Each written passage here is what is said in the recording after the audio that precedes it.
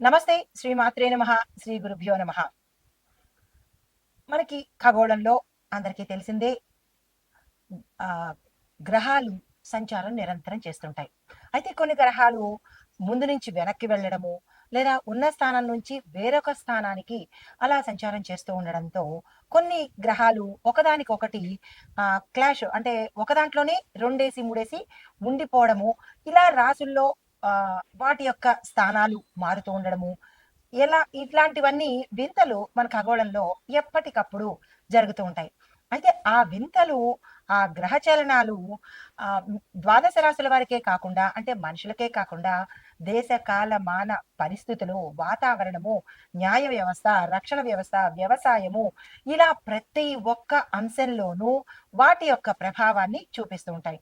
అయితే ఇప్పుడు మనకి మే నెలలో బుధుడు డబల్ సంచారము అంటే డబల్ బొనాంజా లాంటిదనమాట. అంటే గోచార రీత్యా ప్లస్ వక్రగతిలోను తనదైన సంచారాన్ని చేస్తూ ఉన్నాడు.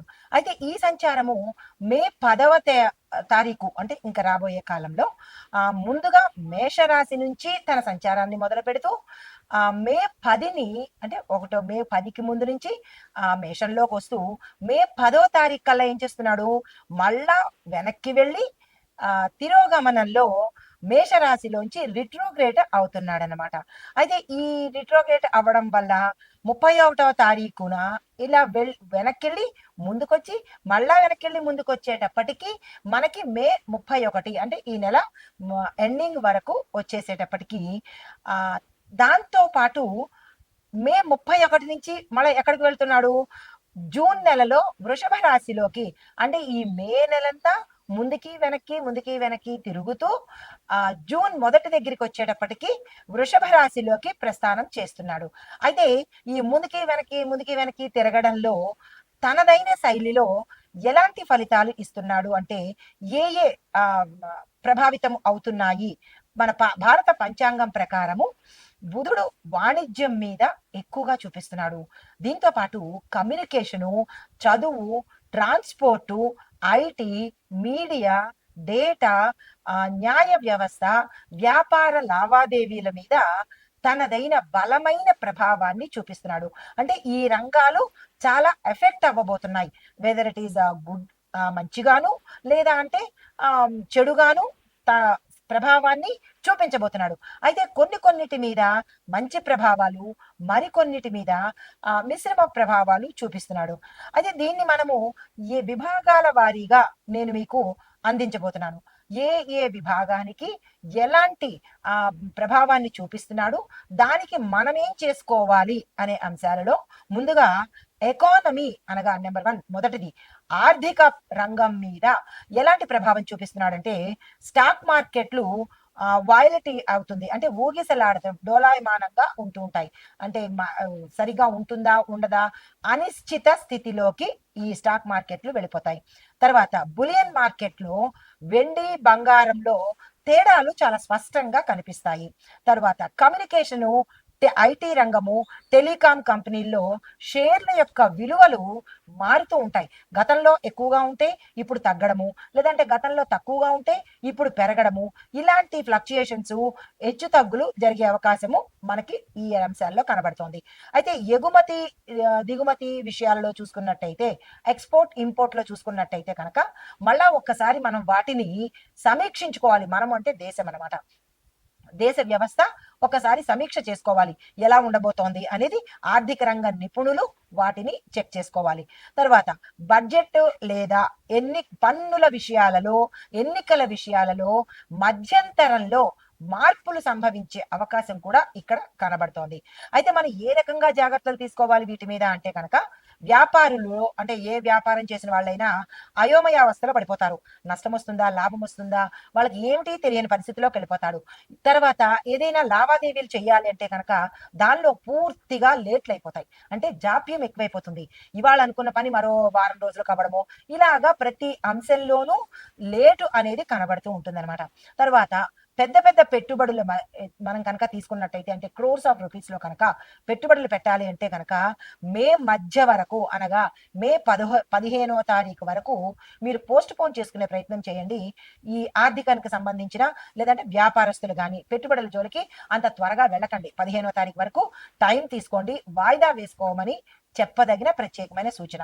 అయితే మీరు ప్రత్యేకంగా వ్యాపారులు ఏం పరిహారం తీసుకోవాలి అంటే కనుక బుధగ్రహానికి సాధ్యమైనంత దానాలు కానీ, శాంతి పూజలు కానీ, హోమాలు కానీ, జపాలు కానీ చేయించుకున్నట్టయితే కొంత ప్రభావము తగ్గుముఖం పట్టే అవకాశం ఉంది.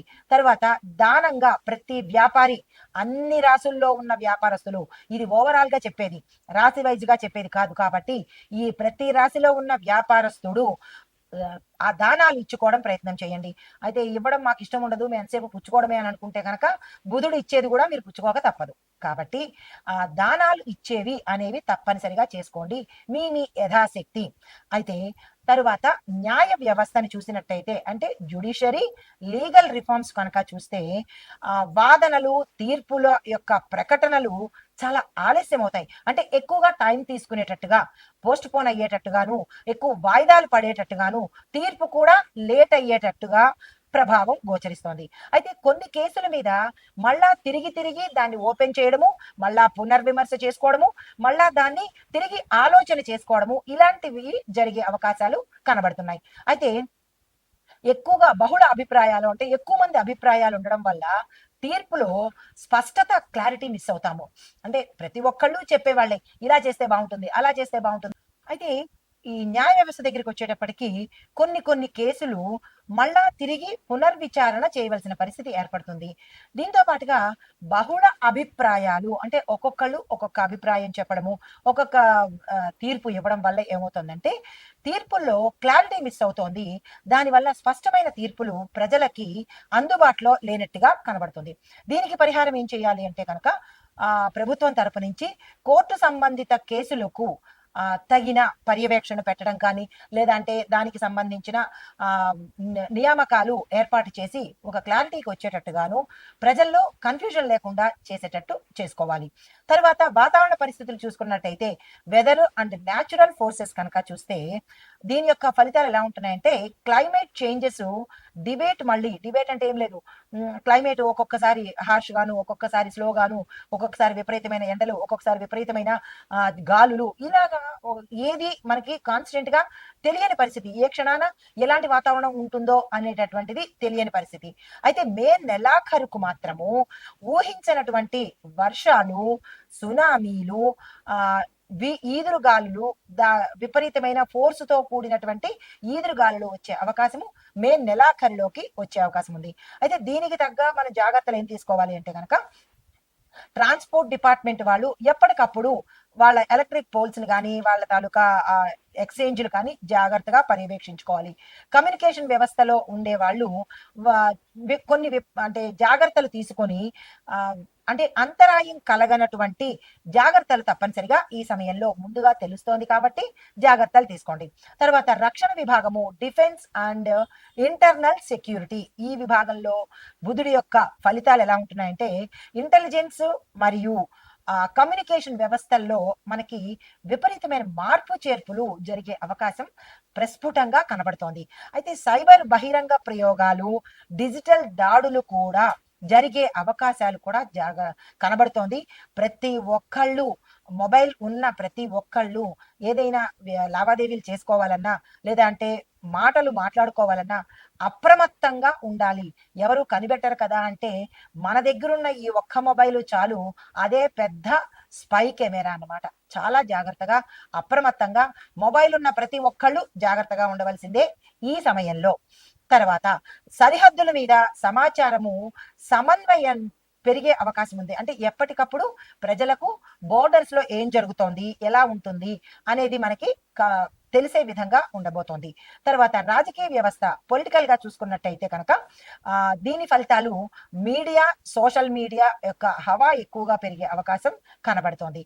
రాజకీయ నేతల మధ్య మాటల యుద్ధాలు, పోరులు, తర్వాత అంతర్లీనంగా యుద్ధాలు జరగడము, కొట్లాటలు, తగాదాలు, ఇలా వాళ్ళ మధ్య వాళ్ళకి సయోధ్యత లేని దిశగా అలాంటివి ఇక్కడ ఈ సమయంలో గోచరిస్తోంది. అయితే మరి ఒకటి, ఎన్నికల ప్రచారాల్లో అపోహలు, వాగ్దానాల్లో అస్పష్టత. ఎప్పుడు ప్రచారం చేసేటప్పుడు ఒక క్లారిటీ ఉండదు. ఇది అని, అది అని ఏవేవో చెప్పేయడం. దాని తర్వాత వాగ్దానాలు ఇచ్చేటప్పుడు కూడా అస్పష్టతగా ఉంటుంది. ఒక క్లారిటీ కానీ, పక్కా నమ్మకంగా కానీ, ఏది ఒక నిర్ణయం అనేది లేకుండా అస్తవ్యస్త ధోరణి కనబడుతోంది. మాటల తప్పులు ప్రచార మాధ్యమాల్లో చర్చలుగా జరిగే అవకాశం కనబడుతోంది. ఈ రాజకీయంలో ఉండే ప్రతి ఒక్కళ్ళు మాటను చాలా జాగ్రత్తగా చూసుకునే ప్రయత్నం చేసుకోండి.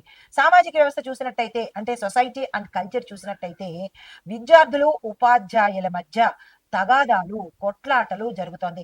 ఆల్రెడీ ఆ ప్రభావం మనం సోషల్ మీడియాలో చూసేశాము. చెప్పులతో కొట్టడాలు, రాళ్లతో కొట్టడాలు ఇవన్నీ జరుగుతున్నాయి. ఇంకా ఎక్కువగా ఉధృతంగా జరిగే అవకాశము కనబడుతోంది. సోషల్ మీడియాలో సెన్సార్ నియంత్రణ చర్యలు తప్పనిసరిగా పాటించాలి. ఆ చర్యలు, నియంత్రణలు లేకపోవడం వల్ల విచ్చలవిడితనం పెరిగిపోయి అకృత్యాలు, అఘాయిత్యాలు, అంటే మీరు అంటే ఈ సోషల్ మీడియాల వల్ల కొంతమంది లేని నేరాలు చెయ్యాలి అని తెలుసుకోవడం ద్వారాను, కొంతమంది తెలియనివి నేర్చుకోవడం ద్వారాను, ఇలా జరుగుతోంది కదా మనం చేసినా తప్పులేదు అని ఇలాంటివన్నీ అకృత్యాలు జరిగే అవకాశము ఈ సమయంలో చాలా ఎక్కువగా కనబడుతోంది. ఈ మీడియా తరపు వాళ్ళు దీని మీద నియంత్రణ చేసినట్టయితే కొంత సాంఘిక అసాంఘిక పనులు, అంటే సంఘంలో జరిగే అసాంఘిక పనులకు నియంత్రణ అనేది, ఒక కట్టుబాటు అనేది ఏర్పడుతుంది. అయితే మత సంఘర్షణలకు, మాటల గందరగోళాలకు కారణమయ్యే అవకాశం కూడా ఈ సమయంలో చాలా ఎక్కువగా కనబడుతోంది. ప్రతి ఒక్క మనిషి ఏం చెప్పేదంటే, ప్రతి ఒక్క మనిషి చాలా జాగ్రత్తగా, అప్రమత్తంగా ఉండండి. మీకు మీరు ఉండండి, మాటలతో ఉండండి, మీ యొక్క మొబైల్తో కూడా జాగ్రత్తగా ఉండండి. దీనికి చెప్పదగిన పరిహారం ఏమీ లేదు. ఎవరికి వాళ్ళే ప్రత్యేకంగా జాగ్రత్తలు పాటించడమే ఇందుకు పరిహారము. అయితే ఈ మీడియాకు సంబంధించి, ఈ సోషల్ మాధ్యమాలకు సంబంధించి ఎవరైతే అధినేతలు ఉంటారో వాళ్ళు కొంచెం కట్టడి చేస్తే ఇంత అకృత్యాలకు తావు లేకుండా ఉంటుంది. అయితే కమ్యూనికేషన్, ఐటీ, మీడియా రంగాలు చూసుకున్నట్టయితే కనుక టెలికాం మరియు మీడియా రంగాల్లో పెద్ద పెద్ద మార్పులు చోటు చేసుకునే అవకాశం కనబడుతోంది. అంటే మనం ఊహించని చేంజెస్ రాబోతున్నాయి. కొత్త డేటా ప్రైవసీ చట్టాలు మనకి చర్చకు వస్తాయన్నమాట. గవర్నమెంట్ ఏదో పాలసీ పెడుతుంది, అది ప్రతి ఒక్కళ్ళు చర్చించుకుంటారు. అది కాదని, అవునని, ఇంకా ఇలాగా చర్చలు అనేది మొదలవుతూ ఉంటాయి. తర్వాత పెద్ద పెద్ద సంస్థల యొక్క డిజిటల్ ప్లాట్ఫామ్స్ అప్డేట్ అయిపోయి స్కామ్లకు గురి అయిపోవడము, ఆ సీక్రెట్ ఓపెన్ అయిపోవడం జరుగుతుంది. కాబట్టి మీరు ఏదైతే డేటాని పెద్ద పెద్ద సంస్థలు వాయిస్లో కానీ లేదా డేటాల్లో కానీ సేవ్ చేసుకున్నట్టయితే అవి కొంతవరకు ఉండొచ్చు. అవి కూడా తస్కరించబడే అవకాశాలు, ఈ స్కామర్లు కూడా ఎక్కువయ్యే అవకాశాలు కనబడుతోంది. ఇలాంటి వాటి కాకుండా ఇంకో కొత్తగా ప్రత్యామ్నాయంతో దాచుకునే ప్రయత్నాలు వెతుక్కోవాల్సింది. అయితే మొత్తంగా చూసినట్టయితే ఈ ఈ ఆయా రంగాలలో బుధుడు యొక్క పరిణామాలు చాలా తీవ్రంగా కనబడుతున్నాయి. అయితే ఇప్పుడు మనం ఇందాకటి వరకు పంచాంగం ప్రకారం చూసుకున్నాము. అయితే ఇప్పుడు ఖగోళ శాస్త్ర పరంగా చూసినట్టయితే బుధుడు సూర్యుడికి అత్యంత సమీపంలో ఉండే గ్రహము. అందువల్ల చాలా ఫాస్ట్ గా మూవ్ అవుతూ ఉంటాడు. ఈ సమయంలో భూమి నుండి చూసినప్పుడు బుధుడు ముందుకు పోకుండా వెనక్కి మళ్ళేలాగా కనిపిస్తూ ఉంటాడు. దీన్నే మనం ఏమంటాము, వక్రగతి అని పిలుస్తుంటాము. అయితే దీని పరంగా మనకి ఎలా ఉండబోతోంది అంటే కనుక, ఏప్రిల్ 19 నుంచి బుధుడు మేషరాశిలో ప్రవేశించేశాడు. అయితే ఈ ప్రవేశం వల్ల మళ్ళా తిరిగి వక్రమయ్యాడు. ఇందాక మనం అనుకున్నట్టుగా మీకు కన్ఫ్యూజన్ రావచ్చు, అందుకే ఇంత క్లారిటీగా తిరిగి చెప్తున్నాను. కన్ఫ్యూజన్ ఇందులో లేదు. మే 19 నుంచి ముందుకొచ్చాడు, మళ్ళా ఏప్రిల్ 19ని ముందుకొచ్చాడు, మళ్ళా మే 19కి వెనక్కి వెళ్ళి 10వ తారీఖుకి ముందుకు రావడము, ఇలాంటివి జరుగుతున్నాయి. దీనిలో ఏమవుతోందంటే బుధుడు మీన రాశిలో, అంటే క్షేత్ర సరిహద్దుల్లోకి వస్తాడు, అంటే సెంటర్ పాయింట్ గా వస్తాడు.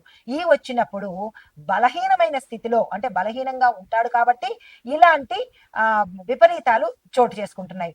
మళ్ళా మే 20 నుంచి తిరిగి యథాస్థితిలోకి వెళ్ళిపోతాడు, అంటే డైరెక్ట్ గా తన ప్రయాణాన్ని సాగించుకుంటూ ఉంటాడు.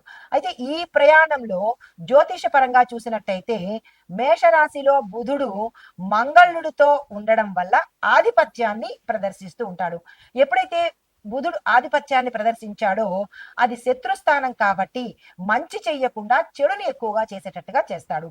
తర్వాత ఈ చెడు మనకి ఎక్కడ కనబడుతుంది అంటే కనుక మన బుద్ధిలోను, వాక్కులోను, లావాదేవీల్లోనూ, సమాచార వ్యవహారాల్లోనూ గందరగోళ స్థితి ఏర్పడుతుంది. అయితే తప్పుడు సమాచారము ఎక్కువగా ప్రజల్లోకి వెళ్ళిపోతూ ఉంటుంది. దీని ఆధారంగా మనం తీసుకునే నిర్ణయాలు ప్రమాదకరమైనవి అవుతాయి. కాబట్టి ఈ సమయంలో నేను ఇంత విపులీకరంగా చెప్తున్నాను కాబట్టి ఒకటికి 2 సార్లు విని జాగ్రత్తలు తీసుకునే ప్రయత్నం తప్పనిసరిగా చేసుకోండి. అయితే ఈ గందరగోళపు ప్రకటనలు మీడియా వాళ్ళు చేయడం కానీ, ఏదైనా ఇంకొక ఇతరత్రా కానీ ఈ ప్రకటనలు వచ్చినప్పుడు త్వరపడి నిర్ణయాలు తీసుకోకండి. తరువాత మాటలు తొందరగా బయటకి వెళ్ళే ప్రయత్నం చేసుకోకండి. మీ యొక్క ఎక్కువగా జాగ్రత్తలు తీసుకునే ప్రయత్నం చేసుకోండి. అయితే విశేషమైన జ్యోతిష్య ఫలితాలు ఇప్పుడు చెప్తాను. దీనిలో బుధుడు ఒకే రాశిలో 21-25 రోజులు ఉంటాడు కాబట్టి ఈ రాశిలో ఉన్నప్పుడు సుమారు 65-70 రోజులు ఇక్కడే ఉండే అవకాశాలు కనబడుతున్నాయి. అంటే దాదాపుగా 70 రోజులు మేషరాశిలోనే బుధుడు ఉంటున్నాడు. ఈ బుధ ప్రభావము ఎలా ఉంటోంది అనేది ఇప్పుడు మనము మేషాది ద్వాదశ రాశుల వారికి ఎలా ఉండబోతోంది. ఇప్పటి వరకు మనము దేశకాలమాన పరిస్థితులు, ఏ సమయంలో బుధుడు ఉంటాడు, ఏ సమయంలో వెనక్కి వెళతాడు అనేది జ్యోతిష పరంగాను, పంచాంగ పరంగాను, ఖగోళ పరంగాను మీకు సవివరంగా అందజేశాను. తదుపరి రాశి వృశ్చిక రాశి. ఈ రాశిలో ఉండే విద్యార్థులకు చూసుకున్నట్టయితే ఒక్కొక్కసారి పరీక్షల సమయము దగ్గరగా వచ్చాక అప్పుడు మళ్ళా గందరగోళ పరిస్థితి ఏర్పడుతుంది. కొంతమంది ఫెయిల్ అవ్వడము, అప్పటికప్పుడు టెన్షన్‌లో ఉండడము, రాయలేకపోవడము, ఏదనుకున్నారో అది ప్రెజెంట్ చేయలేని పరిస్థితి గోచరిస్తోంది. విద్యార్థులకు ఈ సమయంలో అస్తవ్యస్తంగాను, డోలాయమానంగాను, డైలమాలోను ఉంటారు.